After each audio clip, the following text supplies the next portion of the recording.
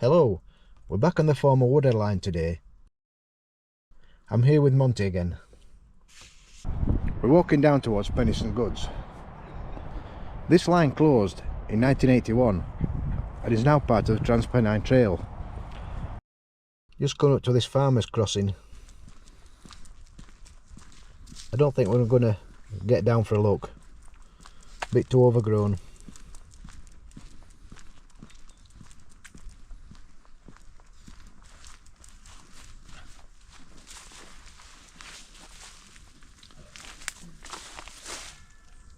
You see the farmer's track down there, look.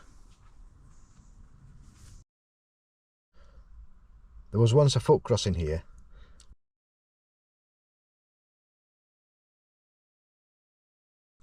This looks like demolition rubble from a trackside building.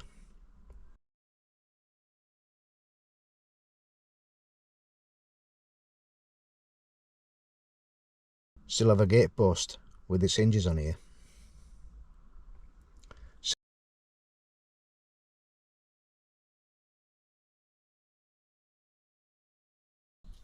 So just to our right here, you see that spoil.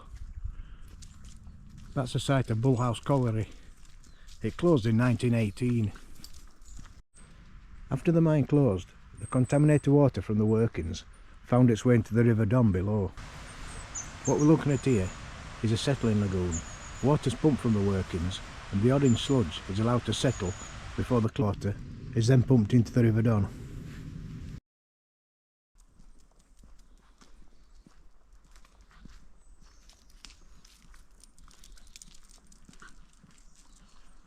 Just an occupation bridge this. You see where the steelwork has been burnt off, which would have once supported the cable hangers you see there.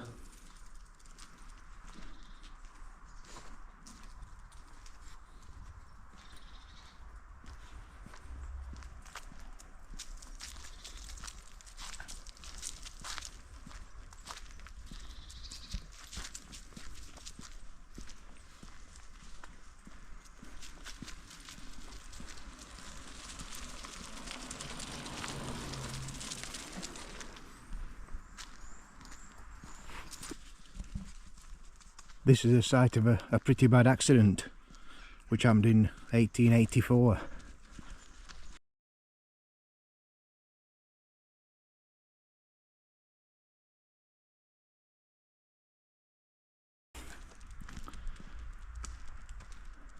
A train bound for Sheffield coming down from Manchester.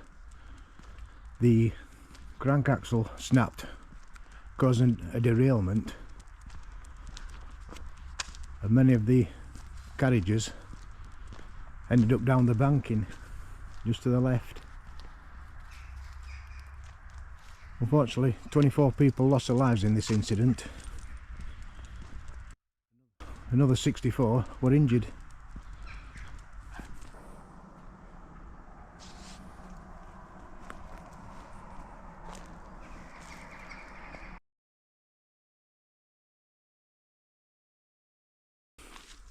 The site of the pit itself is now modern industrial units. However, we can still see remains in this stone wall which would have been part of the pit.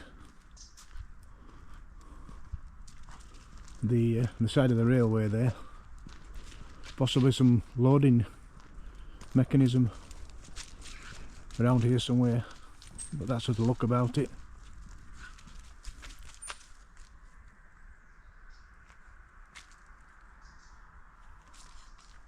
And just here, I believe there was a signal box, a bit of debris on the floor, not really telltale signs.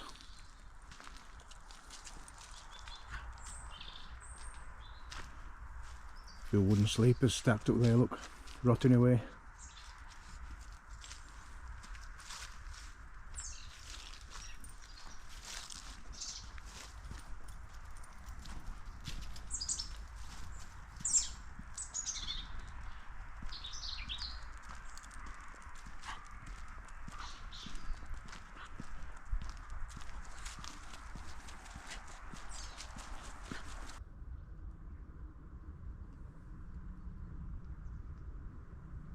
We're just approaching the site of Bullhouse Bridge. Now this is obviously not the original railway bridge. This bridge was opened in 1999 as part of the Trans Pennine Trail.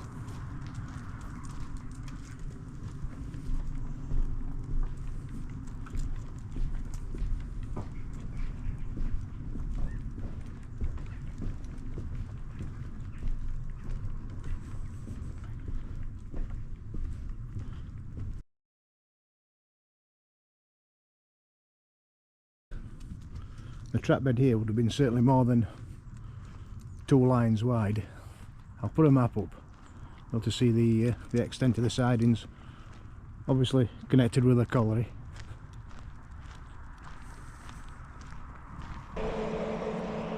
We can see from underneath how wide the railway bridge used to be.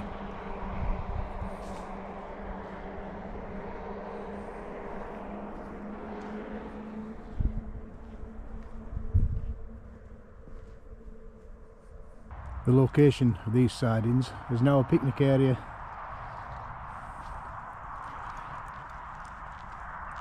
Looks like this little bridge made from repurposed wooden sleepers. An information board here, look. Yeah, just a bit of information about the disaster we just talked about. Put a screenshot up if anyone wants to pause it and read it.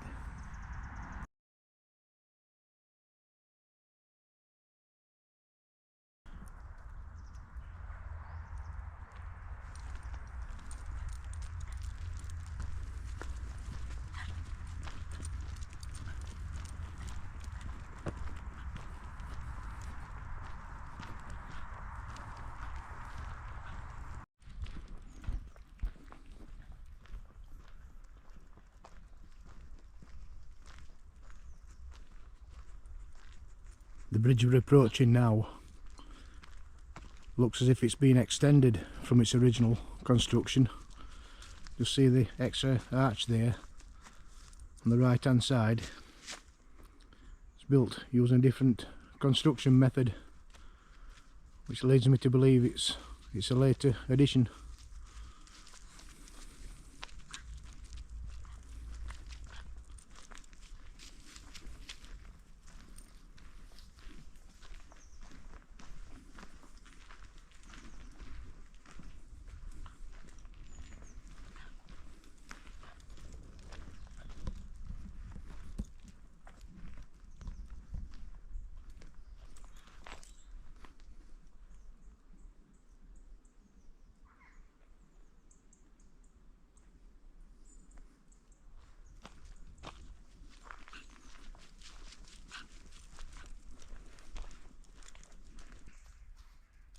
And it looks like this is where we came down back into 2 tracks. You see it narrows off just in front of us here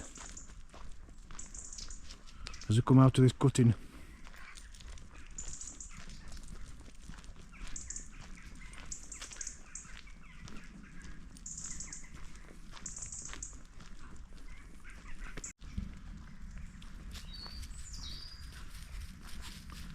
Some steps here which have been made out of wooden sleepers.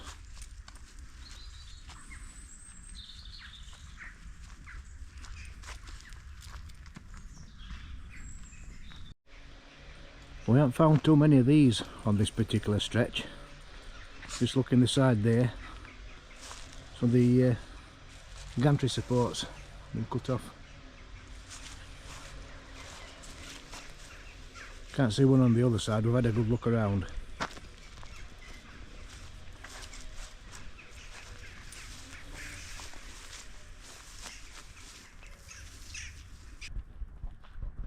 We're just approaching Shaw Hall crossing.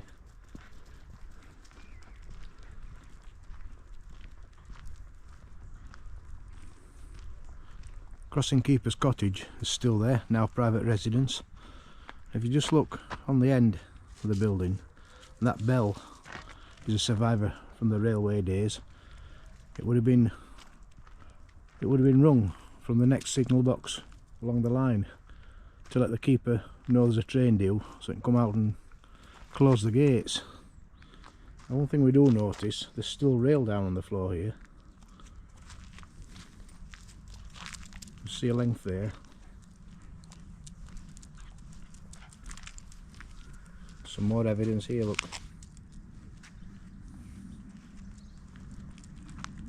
And also, there's a remaining gate post there.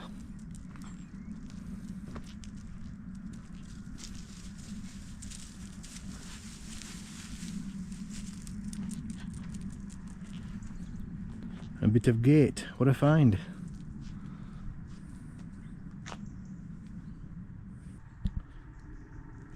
No evidence of anything on the other side.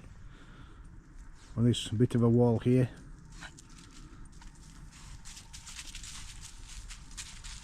No gate posts.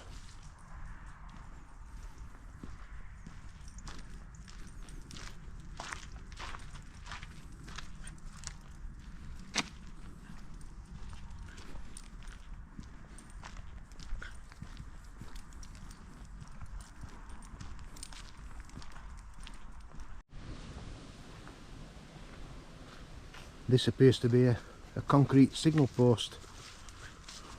It's been simply smashed up and left here.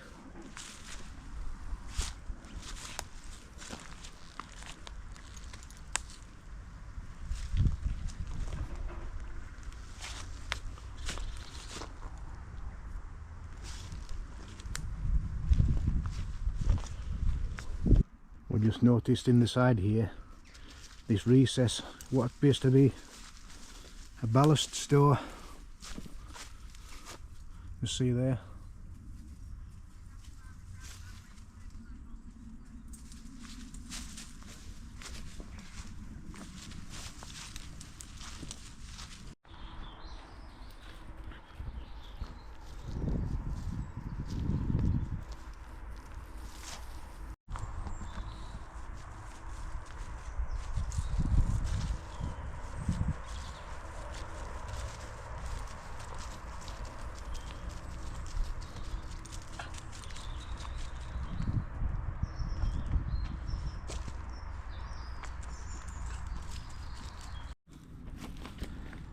Bit of boundary fence there, still got its tensioners on.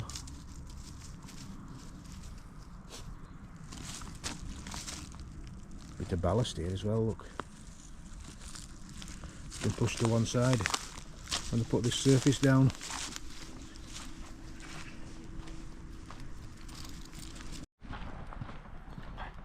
Now we're just approaching Filston Crossing.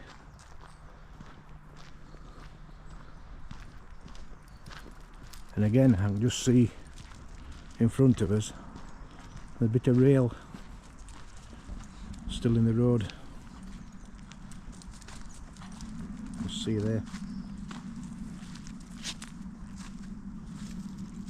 We'll just look up this driveway.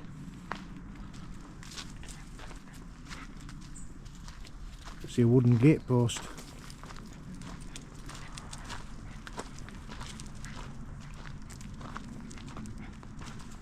And that looks like the remains of the crossing gate there. Some steel work there from the rotting gate. And same at the other side. See the post, remains of a bit of gate.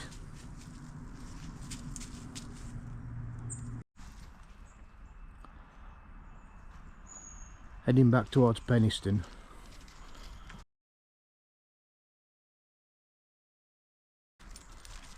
Just to the left here, the location of the crossing box. There's nothing left at all now, no evidence.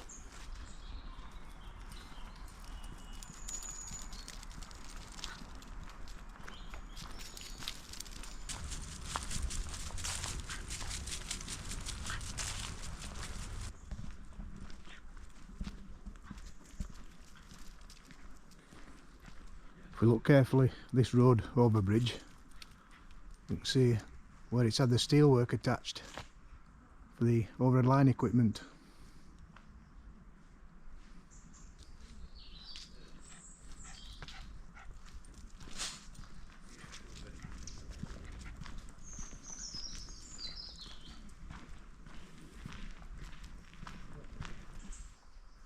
Same on the other side, look. Still see the ball tools where the steel plates have been attached.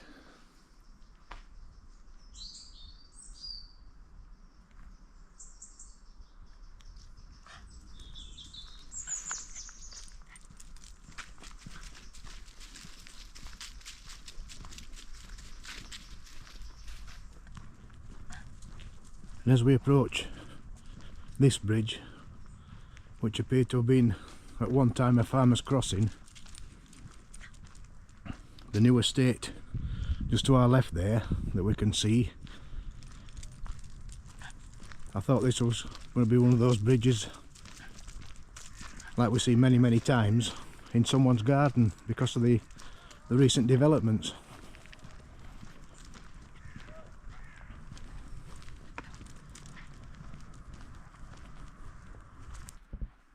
But in this case I were wrong. We can indeed see underneath.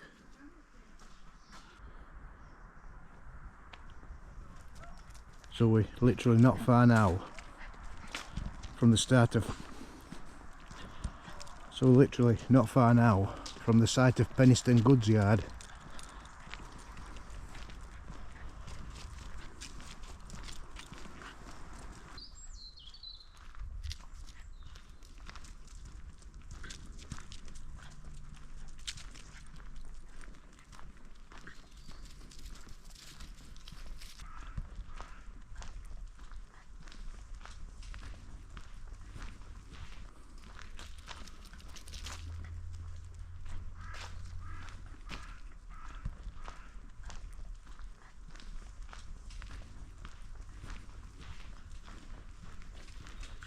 So what we'll do, we'll end this video here at Penistone.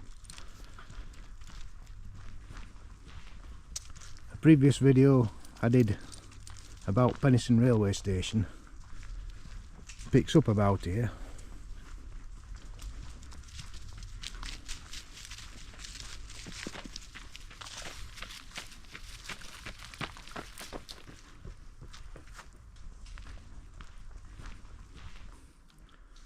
So I'd like to thank everyone for watching, and so does Monty. Monty, say hello. Yeah, so does Monty, look. So if you like this sort of content, feel free to subscribe to the channel, hit the like button.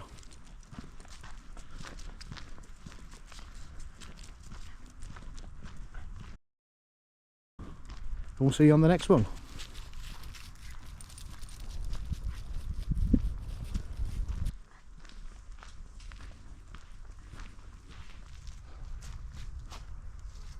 Yeah, this is the start of the goods yard, this retaining wall here.